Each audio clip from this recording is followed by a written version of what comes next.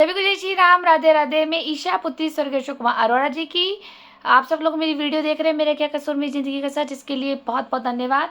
आज मैं आप लोगों के सामने एक मैटर लेके आई हूँ। ये मैटर मेरा स्टार्टिंग की वीडियो में भी था यूट्यूब में थोड़ा बहुत, लेकिन आज मैं ये डिटेल से बताना चाहती हूँ। आखिर मुझे क्यों जाना पड़ा कोर्ट, आखिर मुझे क्यों सहारा लेना पड़ा पुलिस विभाग का, जिसमें कि मेरी मदद नहीं हुई ठीक से पुलिस से। आखिर मुझे फिर कोर्ट में जाना ही क्यों पड़ा। आपको पता है कि मैं गंगा विहार कॉलोनी निकट उर्मी होटल शांति कुंज के पास रहती हूँ, गंगा विहार कॉलोनी में। मेरे सामने राजकुमार और दीप तिवारी जी की फैमिली है। मैं 2013 में इस मकान में आ गई थी, अपनी सास से अलग हो गए।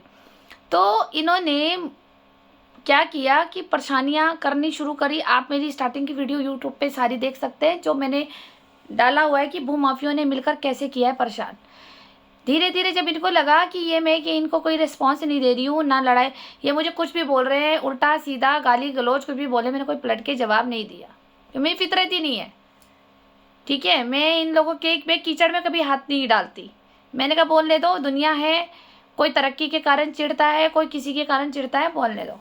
लेकिन मैंने जो मैंने इनको इग्नोर किया, इन्होंने उठाया मेरा बड़ा लाभ। इन्होंने कहा अरे ये तो बोलती कुछ भी नहीं है, इसे तो करना है परेशान, क्योंकि सस्ते में प्रॉपर्टी लेने का रहता है इनका मकसद। नहीं तो पूछा जाए तो मैं सरकार से कहना चाहूँगी, आप जांच बिठाइए। राजकुमार की पूरी फैमिली और दीप तिवारी की पूरी फैमिली, राजकुमार की फैमिली के साथ साथ इनको राहुल बेरी की फैमिली और रूमा बेरी जी को, सबको बिठाया जाए, बेरी परिवार को तो पूरा बिठाया जाए कि भैया एक बार बताओ, जब ये मुझे परेशान कर रहा था, मैंने ये बात अपने जेठ राहुल बेरी जी को बोली, सास को भी बोली थी, और ये बात मैंने गौरव बेरी जी अपने जेठ को बोली, ये बात मैंने अपने जेठ तरुण बेरी जी और जेठ अतुल बेरी जी को भी बोली कि भैया मुझे राजकुमार जी तंग करते हैं, ये खड़खड़ी से बिलोंग करते थे शुरू से, तो आप लोग इन्हें जानते ही हो, तो आप प्लीज़ मेरी मदद कीजिए और आप बैठ करके समस्या का समाधान कराए। पूछे तो राजकुमार से कि ये और दीप तिवारी से मुझे क्यों परेशान करते हैं, जब मैं इन्हें कुछ कहती नहीं हूँ। इन लोगों ने बेरी परिवार में कोई समर्थन नहीं दिया, ना खड़े हुए, जबकि मैं इस घर की सबसे छोटी बहू हूँ, लेकिन इन्होंने मुझे कोई समर्थन नहीं दिया। ऊपर से ऊपर मेरे बड़े जेठ राहुल बेरी जी ने कह दिया तू मुझे समर्थन दे, मैं तुझे समर्थन देता हूँ, तू जिस्म का खेल, जो इनका देह व्यापारी चल रहा है, जिस्मों के खेल खिलाने में हमें समर्थन दे, तेरे से अच्छी अर्निंग हम कमा लेंगे तो तू हमारा साथ दे, हम तुझे देंगे, फिर देख पुलिस भी तेरी गुलाम बनेगी।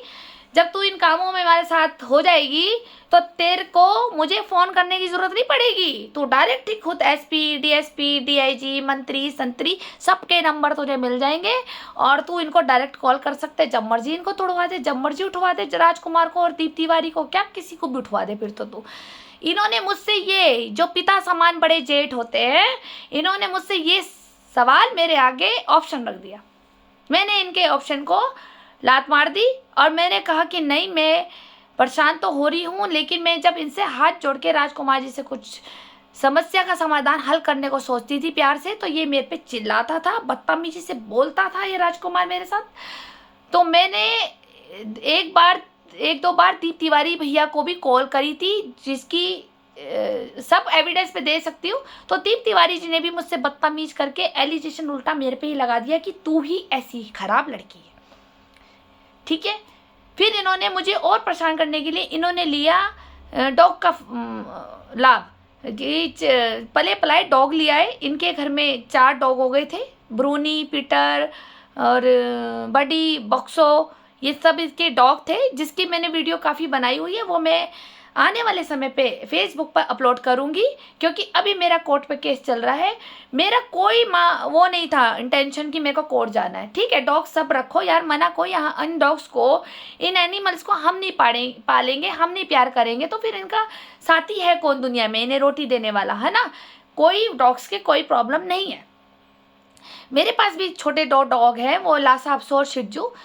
तो इनका ये एक डॉग पालना कोई मुद्दा नहीं था, कोई गलत नहीं है डॉग पालना, लेकिन डॉग्स को भूखा करना, गर्मी में पंखा ना देना, सर्दी में उन्हें रजाई गद्दा ना देना, सारा दिन बाहर बांध के रखना, पेट भर के खाना ना देना, गला सूख रहा तो पानी नहीं देना। गर्मी में जून के महीने में वो बाहर बैठा है और खुद ये एसी रूम में बैठे हैं तिवारी जी और राजकुमार अंदर। और जब डॉग से इन्हें दिक्कत थी, डॉग्स को ये अंदर नहीं आने देते थे, परहेज करते थे कि डॉग का अंदर नहीं आना चाहिए, तो डॉग पालते क्यों? जब डॉग्स के तुम खर्चा नहीं उठा सकते, डॉग्स की हारी बीमारी नहीं देख सकते, डॉग्स की केयर नहीं कर सकते, खिला पिला नहीं सकते, तो तुम डॉग्स को पालते क्यों एक जीव की आत्मा दुखाते हो? मुझे यही समझ नहीं आता। ठीक।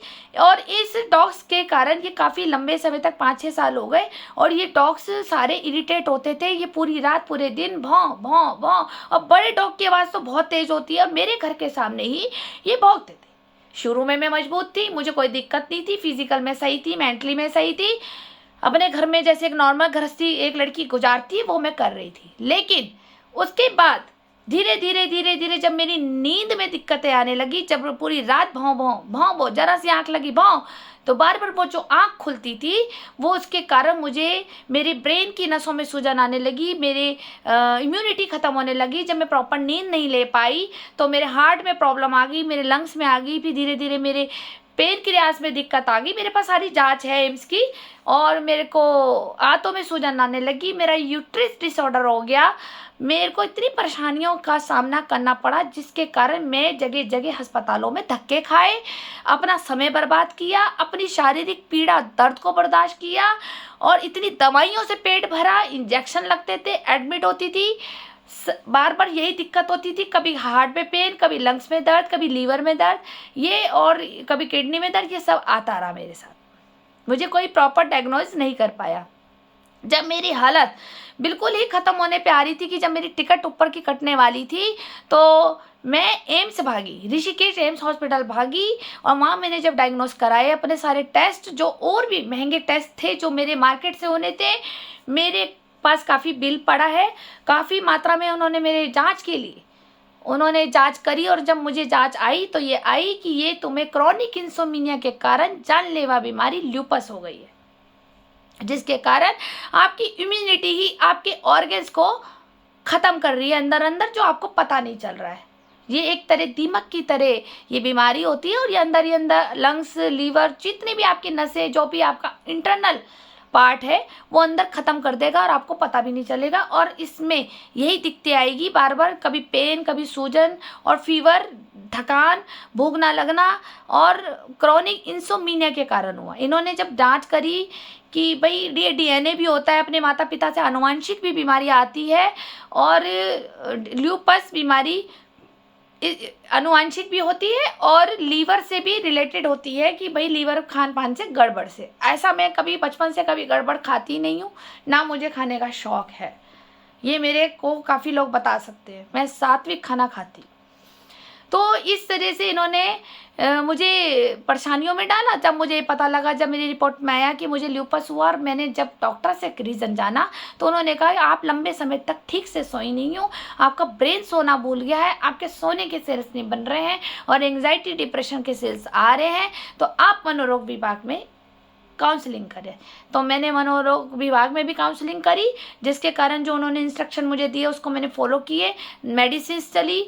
और फिर मेरे जब 1-2 और भी डॉक्टरों से बात होने लगी, जब मुझे पता लगा ये बीमारी हुई है, तो भैया बचेगा तो हर एक बंदा, लूपस बीमारी का इलाज नहीं है, आप नेट पे निकाल सकते हैं। तो मुझे वो जानलेवा बीमारी हो गई। जब डॉक्टर ने कहा कि ये नींद ना लेने की वजह से हुआ है, तो आप नींद क्यों नहीं लेती हैं, आपकी समस्या क्या है? तो मेरी समस्या कुछ भी नहीं निकल रही थी। समस्या यही निकल रही थी कि सर मैं तो सोती हूँ, सामने सारा दिन डॉग भौंकते हैं और ये दिक्कत परेशानी कर रहे हैं। फिर उन्होंने मेरे 2-4 ब्रेन के मशीन लगा के चेक किए थे, तो उस वक्त भी मुझे ऐसा लग रहा था कि मेरे इर्द गिर्द डॉग्स भौंक रहे हैं, जबकि एम्स हॉस्पिटल के अंदर बिल्कुल साइलेंट था वहाँ। उसके बाद भी मैंने कहा डॉक्टर मुझे ना ऐसा फील होता है कि मेरे इर्द गिर्द डॉग्स भौंक रहे। वो ऐसा माइंड सेट हो गया था। वो 4-5 सालों से 4 डॉग भाव भाव भाव भाव पूरी रात पूरे दिन बोलते हो। एक भौंके सो गया तो दूसरा शुरू हो जाता था। मैं वीडियो डालूंगी आने वाले समय पे, और किसी को चाहिए तो मुझे व्हाट्सअप नंबर कर दे, मैं अपलोड कर दूंगी, उनको सेंड कर दूंगी, क्योंकि वो मेरे पेन ड्राइव में है सारी वो वीडियो। क्योंकि 1-2 दिन की वीडियोस बनाती तो ये बोलते कि अरे हम तो बाहर गए हुए थे इसलिए कुत्ता पीछे बाहर खुला रह गया था इसलिए भौंक रहे थे। मैंने आए दिन रोज बनाई, इनका रोज का एक काम था। आप शुरू की मेरी वीडियोस देखिए कि किस तरह से सारे दिन डॉग भगवाते थे। रात को 2 बजे पलटू मुझे माँ बहन की गंदी गंदी गालियाँ देता था। पलटू की भी मेरे पास वीडियोज है। तो सोने इन्होंने नहीं दिया, वो ऑर्गन्स मेरे कमज़ोर हो गए, जिसके कारण मुझे शारीरिक पीड़ा मानसिक पीड़ा ज़्यादा झेलनी पड़ी। फिर मैं इतनी बीमार हो गई थी कि मैं ना खा पी रही थी, ना लीवर काम कर रहा था, ना मुझे यूरिन ठीक से पास हो रहा था, ना मुझे स्टूल पास हो रहा था। मुझे इतनी दिक्कत होती थी, कभी आंतों में सूजन, कभी लीवर में सूजन, कभी गले के अंदर इंटरनल सूजन, जो मैं पानी भी नहीं पी पाती थी। क्योंकि लूपस का काम है इंटरनल भागों को स्वेलिंग देना, और स्वेलिंग के कारण इन्फेक्शन देना, उसको बीमार करना, बुखार देना, ये सब बार बार लूपस पे आता है। आप अपने डॉक्टर से भी कंसल्ट कर सकते हैं और नेट पे भी आपको अच्छी जानकारी मिल सकती है लूपस के बारे में। जब मुझे पता लगा, मेरा कोई इंटेंशन नहीं था इनकी शिकायत करने का, फिर लेकिन जब मुझे पता लगा मैं इतनी जानलेवा बीमारी से ग्रसित हो गई हूँ, तो मैंने राजकुमार जी से 1-2 बार प्रार्थना करी। मैंने दीप तिवारी जी की बीवी को भी बताया, तो दीप इनका कहना था तो हम क्या करें, तू बीमार है तो कर्मों के फल है तेरे, भोग रही है तो है ही ऐसी। और मेरे हस्बैंड को बोला जाता था बलात्कारी, कालू, गेंडा, हिजड़ा, औलाद नहीं पैदा कर सका, ये तो बाज है, ये बौनी है, छोटी गिट्टी डंडी, क्या क्या लफ्ज तुम लोगों ने मुझे बोला। वेश्या, माना कि मेरी सास वेश्या है, माना कि मैं एक वेश्या परिवार में आ गई हूँ, पर इसका मतलब ये नहीं होता कि बहू भी वेश्या होगी। समझ गए?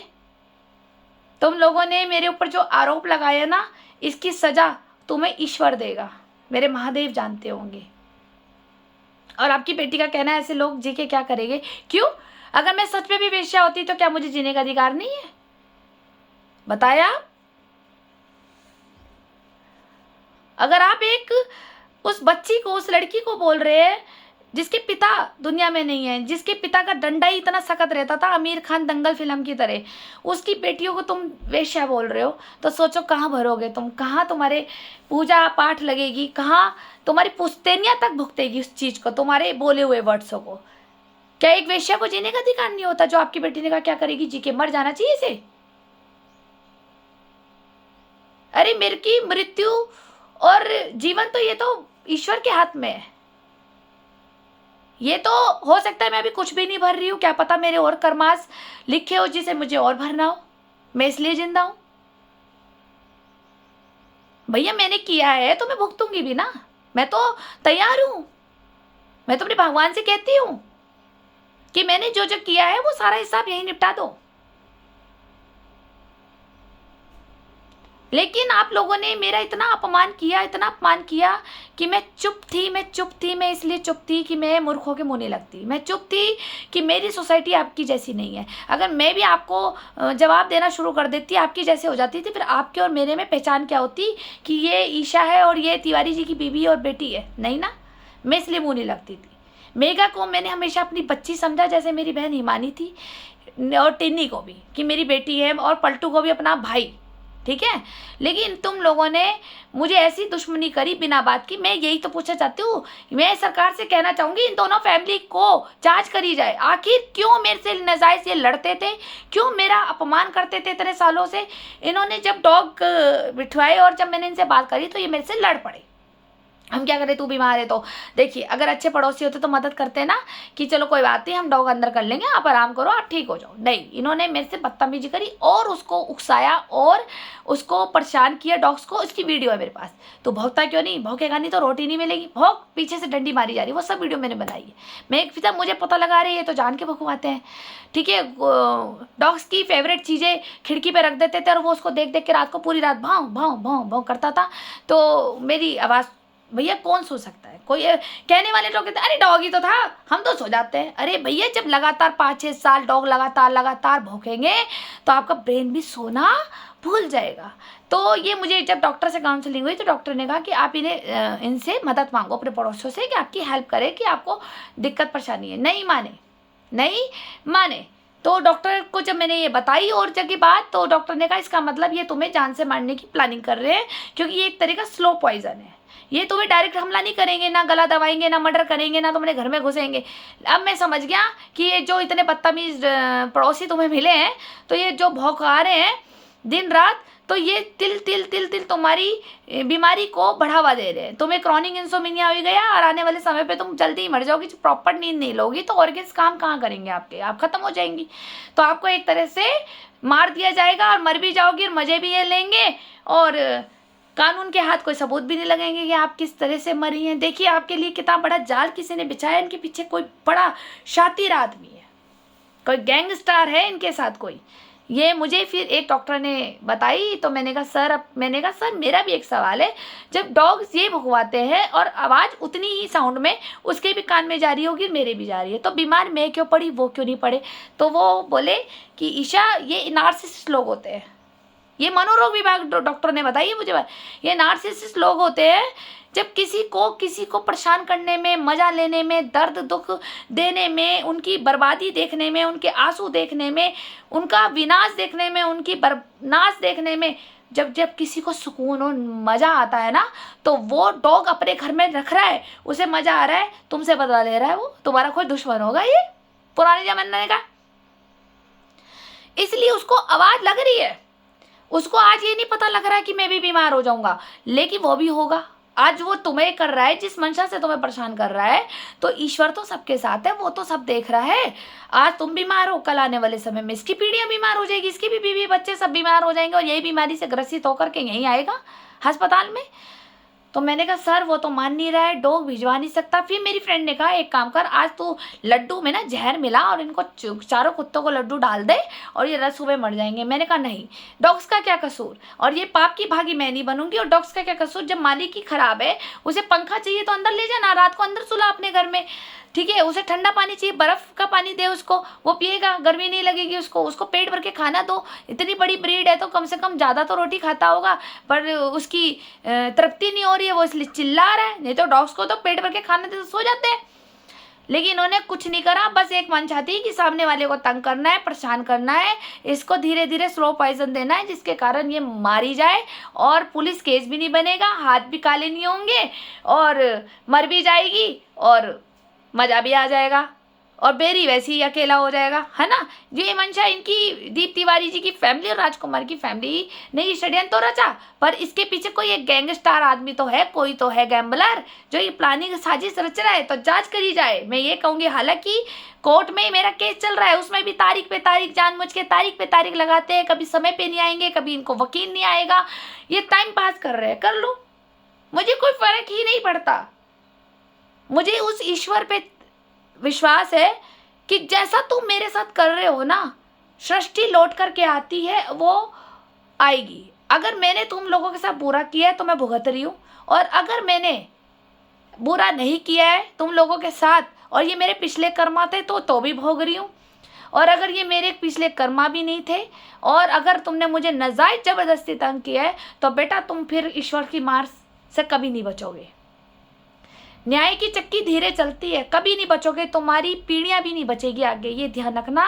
मैंने अगर आपके साथ किया होगा, मैं कहती हूँ 100 बार पलट के आए मेरे साथ, लेकिन अगर मैंने आपके साथ कोई बदतमीजी नहीं करी तो लाख होके तुम्हारी झोली में गिरना चाहिए ये दर्द।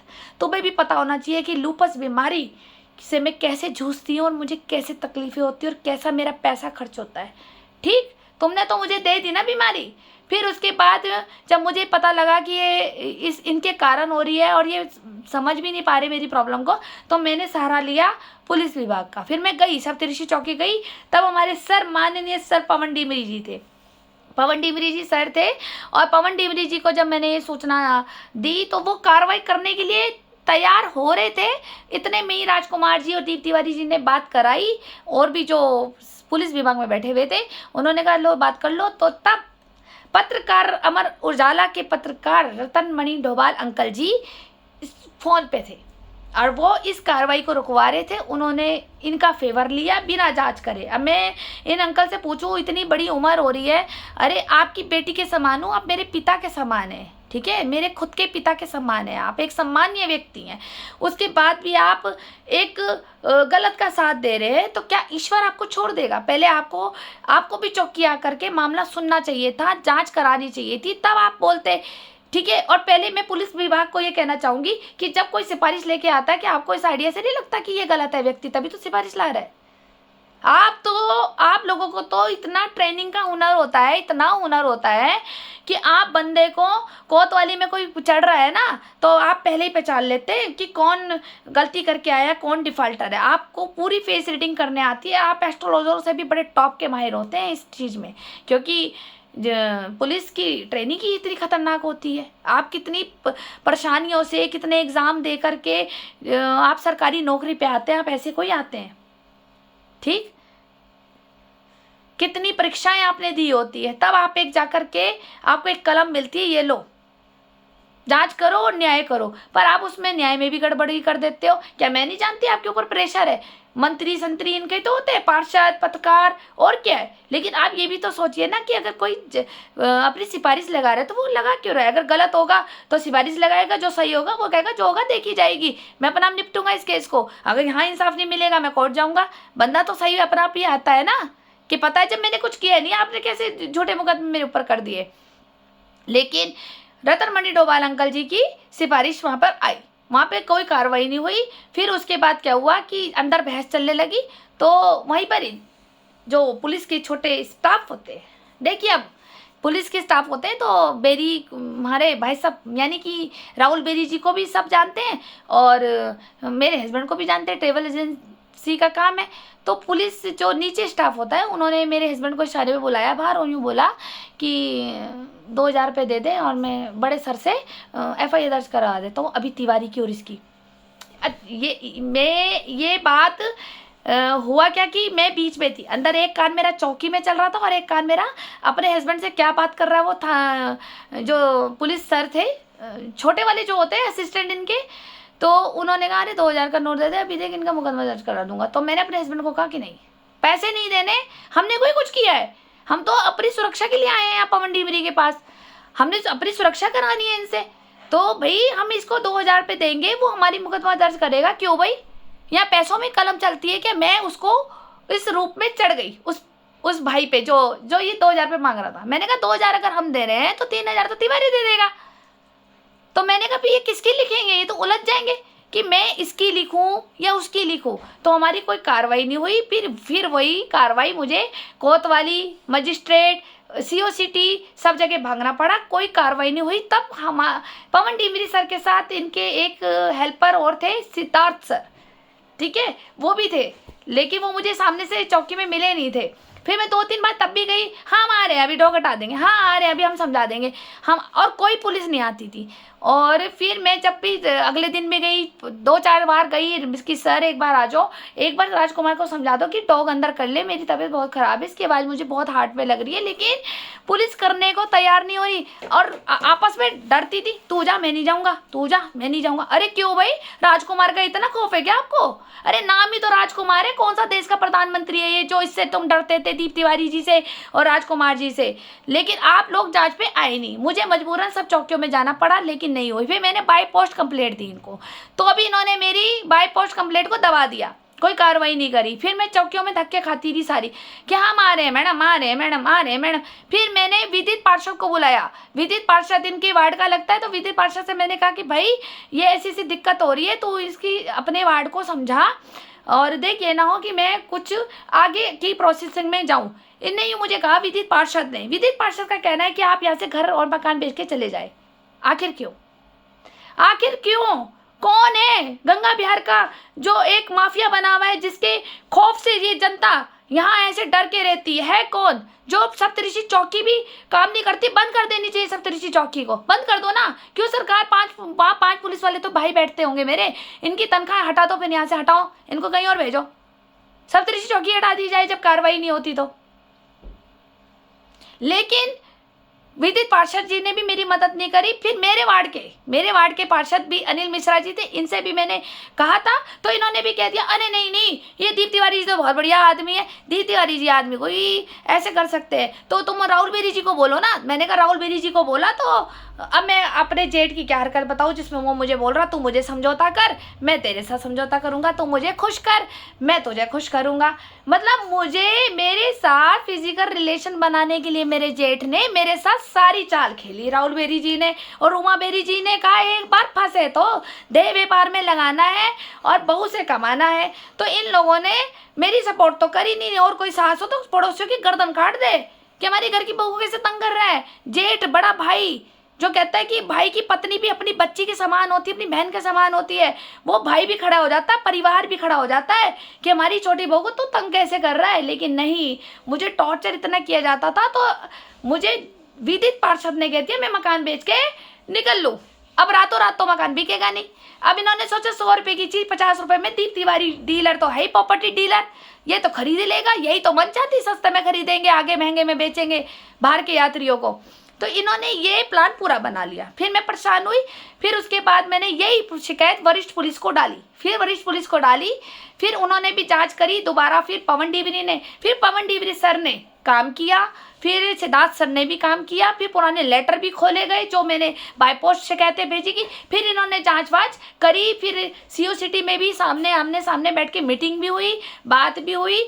उसके बाद इन्होंने वहाँ माफ़ीनामा भी दे दिया, सब कुछ हो गया। 15-20 दिन बाद इन्होंने फिर वही हरकतें शुरू कर दी, जिसमें कि मुझे एक सर ने बोला था ये कभी नहीं सुधरेंगे, आप बार बार शिकायतें करने जाती हो, भागती हो, समय खराब होता है, एक काम करना, अगर ये दोबारा, मुझे तो लगता नहीं राजकुमार दीप तिवारी जी सुधरेंगे, अगर ये काम सुलझ जाता है तो बढ़िया बात है, नहीं तो दोबारा ये परेशान करते तो मैडम रोशनाबाद कोर्ट है, आप उस पर इसको डाल दो एक बार तो ये वहीं जाएगा। फिर ये कोर्ट के हवाले काम दे दो, और जो फिर कोर्ट का जो ऑर्डर आएगा फिर हम कार्रवाई करेंगे।